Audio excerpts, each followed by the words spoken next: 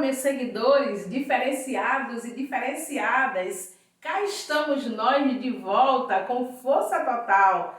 E desta vez eu conto aí com auxílio luxuoso da minha produção, inclusive dizendo que nós estávamos morrendo de saudade. Agora sim, a garantia da qualidade, né, dos nossos vídeos estará assegurada, porque desta vez eu não estou só, tá? Então, com isto, nada melhor do que a gente reinaugurar o nosso trabalho com dicas novas a respeito das questões gramaticais das provas para concursos. Antes de mais nada, é bom fazer uma lembrança para que vocês não esqueçam, né? Em todas as provas desta disciplina, a cobrança sempre gira em torno do aspecto morfológico, do aspecto sintático e do aspecto semântico. Vocês estão lembrados? Quando a cobrança for com relação aos aspectos morfológicos, significa que está na hora de você revisar as classes gramaticais, porque morfologia dá conta disto, da categoria gramatical de cada palavra. Porém, se a cobrança for sintática, hora também de você estudar os termos do período simples, só para vocês relembrarem do seguinte, que as palavras desempenham funções diferentes a depender do contexto em que elas estejam inseridas. Então, na hora que você disse uma palavra é sujeito, é objeto, é complemento, vocês estão dizendo então aí qual é a função sintática que a palavra apresenta. E para finalizar, a questão semântica, importantíssimo. A questão semântica trata do significado, do sentido que uma palavra pode oferecer ali dentro de uma oração. Então, feita aí a revisão, sempre devemos lembrar da classe gramatical, da função sintática que a palavra exerce e também do significado, que é a parte semântica. Ótimo? Já fizemos as lembranças, então vamos aqui ao que viemos. Eu trouxe para vocês hoje, para a gente começar o nosso trabalho, uma frase importantíssima, uma frase célebre, né? De um autor muito famoso, que eu já vou aproveitando aqui e lembrando a vocês que um concurseiro, ele não vive apenas de estudar as regras gramaticais, não. Muito importante dizer que um concurseiro precisa um pouco de cultura geral, né? Só para vocês entenderem do que eu estou falando, olha só a frase que eu trouxe hoje para estudo, que diz o seguinte: desprezo o que dizes, mas defenderei até a morte o direito de dizê-lo. Olha só que frase forte, não é verdade? Dizendo no português mais simples, diria assim: eu posso não concordar com tudo o que você diz, mas eu respeito o direito de dizê-lo. Considero assim como uma das máximas éticas de todas as argumentações. Quem dera a gente mantivesse esse respeito no momento em que estamos debatendo alguns assuntos.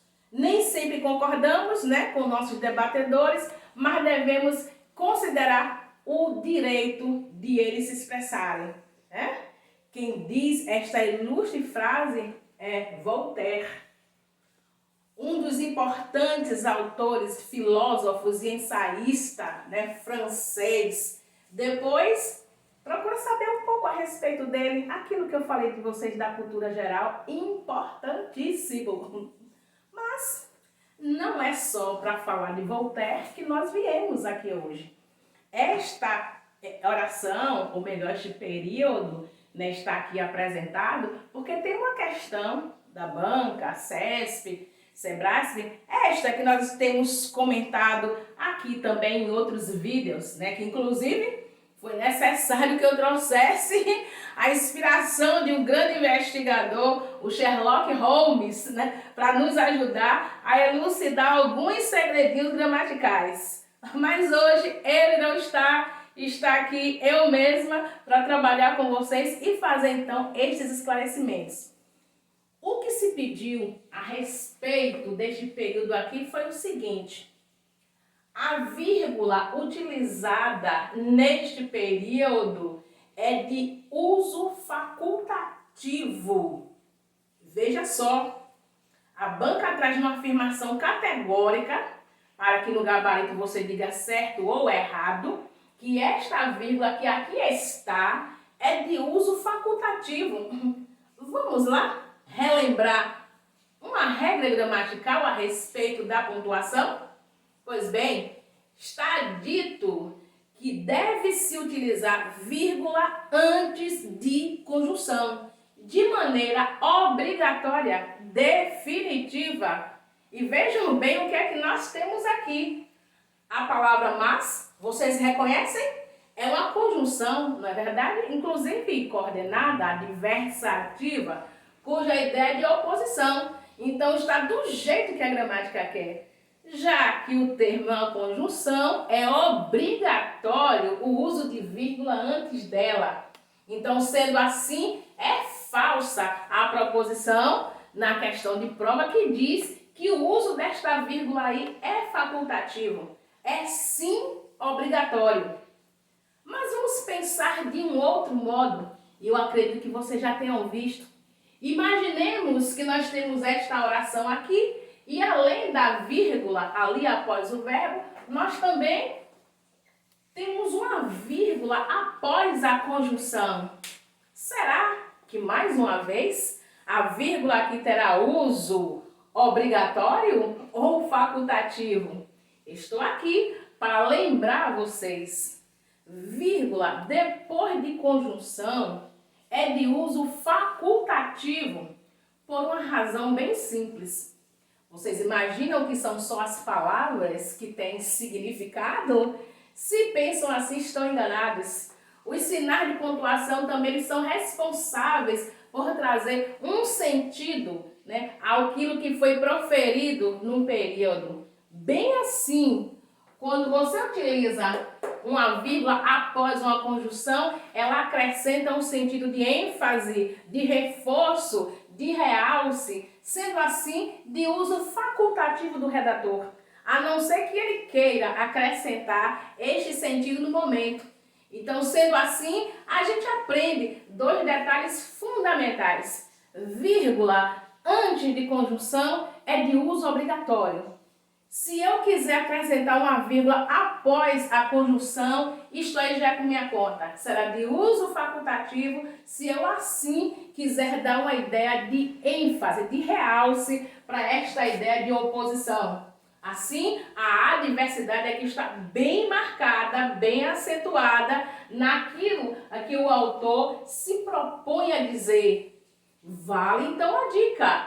Vamos estudar os sinais de pontuação numa outra perspectiva. Os sinais servem não apenas para marcar, separar as ideias do texto, mas também para acrescentar ideias importantes, dar muito realce àquilo que a gente quer dizer. Só para vocês terem ideia, né? Claro, sendo vocês meus seguidores, eu não deixaria de apresentar aqui uma informação preciosa como esta que eu vou dizer. Sabiam vocês que existe uma outra maneira aqui de eu reescrever este texto? Então, neste caso, eu vou operar uma outra mágica e ao mesmo tempo desvendar o segredo. Longe de mim querer aqui estragar, né, as surpresas e os segredos de um mágico. Mas sendo eu, professora Alda Pereira, professora de língua portuguesa, que neste contexto se apresenta a vocês como responsável pela preparação para concursos, eu não posso sonegar, né, esta informação. Porque lembrando sempre do que eu comento com os meus alunos, sonegar informação é crime, né? E longe de mim, né, cometer este ato neste momento. Observa só qual é a mágica que eu vou fazer. Não vou utilizar de apagador, não. Vou usar só o piloto para fazer os riscos. E vocês vão me acompanhar. Se nesta oração que está aqui escrita eu fizer isto, olha.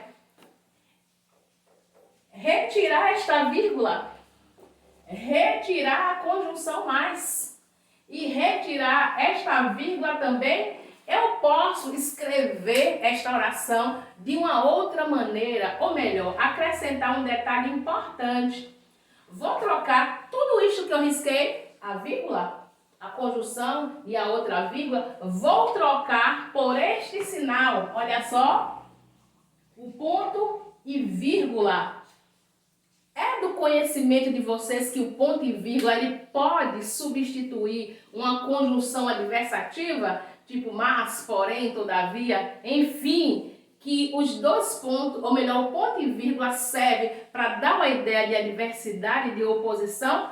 Guardem mais esta, é possível sim, e nós poderíamos reescrever este período desta forma. Desprezo o que dizes, ponto e vírgula. Defenderei até a morte o direito de dizê-lo. Se eu escrever a oração desta maneira, olha só o que eu estarei fazendo. Mantendo a correção gramatical e mantendo o sentido original do texto. E a oração fica assim preservada. Se você escrever desta maneira, você provará. Vamos pensar assim, você fazendo uma redação para um concurso público, você vai demonstrar para a banca que você tem um domínio linguístico e o que é melhor, você tem versatilidade nas suas formas de expressão. Você tanto pode utilizar palavras, quanto você pode usar sinais de pontuação para fazer a substituição perfeita. Então, uma informação como esta, turma, não é para ser perdida de jeito nenhum. E só aqui no canal Diferencialda é que vocês terão sempre este olhar bem analítico e diferenciado para as questões de língua portuguesa numa prova para concurso. Espero que vocês tenham aproveitado bastante e continuem praticando aquela ação que eu sempre digo aqui. Utilizem bem deste verbo. Inscrevam-se aqui no nosso canal. Continua dando like, dando joinha e melhor do que isso, deixa aqui o seu comentário que eu vou me interessar bastante e me encarregarei sempre de respondê-los. Coloca a sua sugestão, diz que gostou e ou então quais são os assuntos que vocês querem ver discutidos aqui por mim no nosso canal Diferenciadas, tá bom? Um grande abraço em todos vocês, muita saúde e até a volta!